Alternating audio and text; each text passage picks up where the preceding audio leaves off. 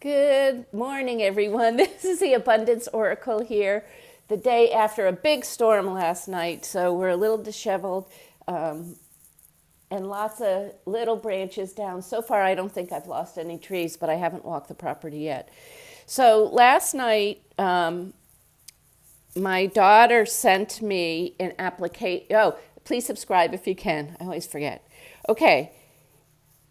She sent me her application. She's 25 and she's applying to a club. She lives in the city and she's applying to a club. It's basically, I'm going to say, a social club, and they have, different restaurants within the club, different types of restaurants and things. Okay, so she asked me, can you please look at my answers to the questions they asked me of why do I want to be in the club and why the club should accept me, basically, is the bottom line of what the question was. So this is what she said, and I want to tell you this because I'm going to read the note that I wrote back to her. It's going to be a little longer video, but my friend, who's known me a very long time, says, wow, that's really good, the point of view you're taking and what you're teaching her, because she said, my parents would never have a conversation like that, and I think when you're young, this would be very useful. And parents, she said, I would not know because I never had parents teach me this. So I'm going to read you what she wrote, why she thought she was worthy of being accepted into this club. She wrote, the Club feels like a natural extension of the communities I'm proud to be part of.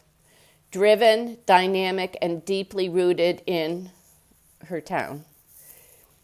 As one of the youngest female CFPs, Certified Financial Planners, in the state, a Celtics cheerleader during the unforgettable 2024 championship run, I get sentimental, I'm sorry. I get proud of her. And an active member of the Boys and Girls Club Leadership Circle, I'm energized by spaces that bring together purpose and passion. I am drawn to the club for the spirit of both social and professional connections and creativity. I'm excited by the idea of contributing to and growing within such a vibrant, thoughtful community. So I'm proud of her, obviously. And now I'm going to tell you what thought, because it's, instead of saying, oh, I'm so proud of you, this is what this is what comes up in my mind, which you may say, oh my God, I can't believe her mother said this, but I'm going to read it to you because my friend said to me, I wish my parents disclosed this much information to me when they were, when I was younger. She said, I had no idea the way things operated, and I've been in a very unique position in my life to have friends that are very low income people and friends that have the world work. Okay, so I don't even know if there's a trillionaire yet, but a step below. Okay, so now I'm going to say, this is what I wrote to her. And I said, the title is Read When You Have a Moment of Silence for Herself. So I want her to take this seriously and not, oh my gosh, here's another lecture from my mom. I said, you may not want to hear this. I'm going to say it anyhow, which is usually my style. Even if you read it, you may not fully comprehend it for many years. Here goes. There are two types of wealth. The first is physical assets that are investments which produce more money for you. If you have chosen if you've chosen the asset correctly. I got to put my glasses on so I can read it faster. You don't want to take 20 minutes listening to this. There are even more investments that will steal your original money invested because someone of the people running the investment are taking advantage of you or are ignorant at how to navigate the challenges of that particular investment. There is a majority of this second type. Now, I'm just going to remind you, I was in the investment industry. I was one of the more successful. I had a billionaire's account, which most people never, ever have. So I know what I'm talking about. And I know how this is set up. And a lot of you are going to be saying, oh, that doesn't pertain to me. My guy is really smart.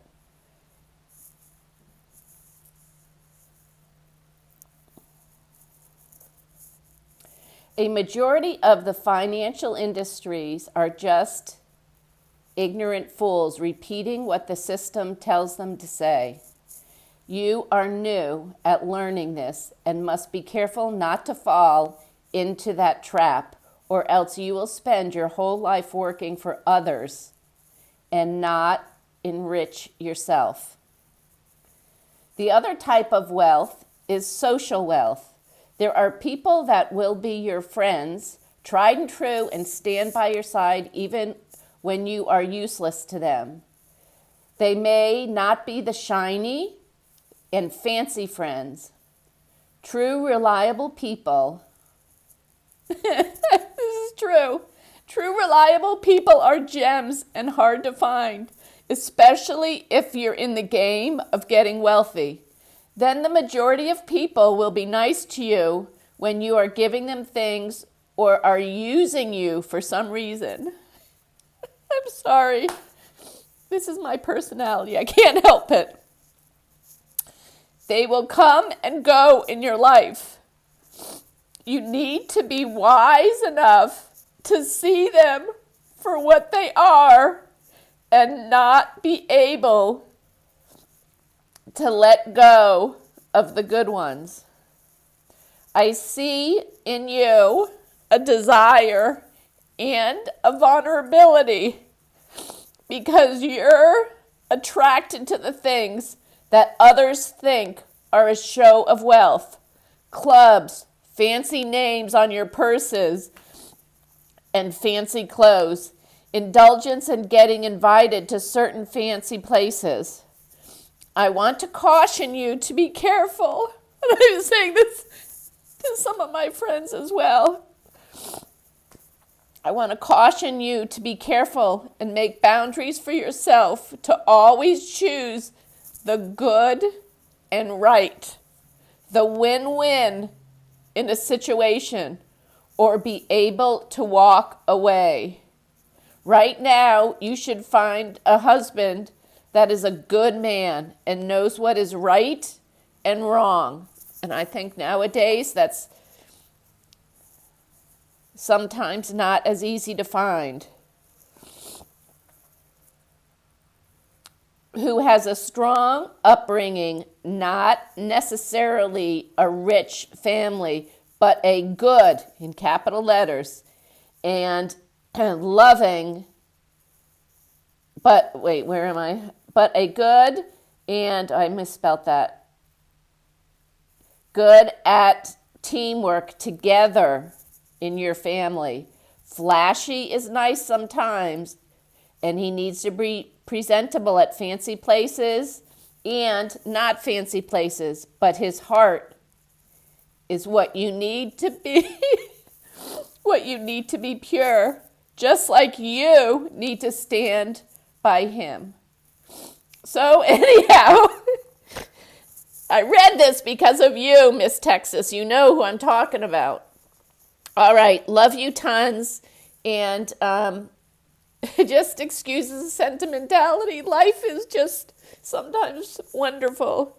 It gives you an opportunity to pass down lessons. Lessons maybe that I learned the hard way that I can hopefully help my children avoid. My mentor was a man who made hundreds of millions of dollars. And he always looked for a win-win situation. He never tried to take advantage of anyone when he bought their companies out or when he did business with them. And he was a honest, very true to Christian principles, I'm going to say.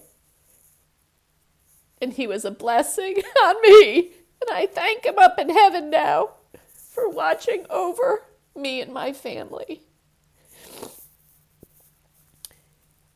If you know what I'm talking about, you need to go out now and be that blessing for other people, because it's missing and it's not taught.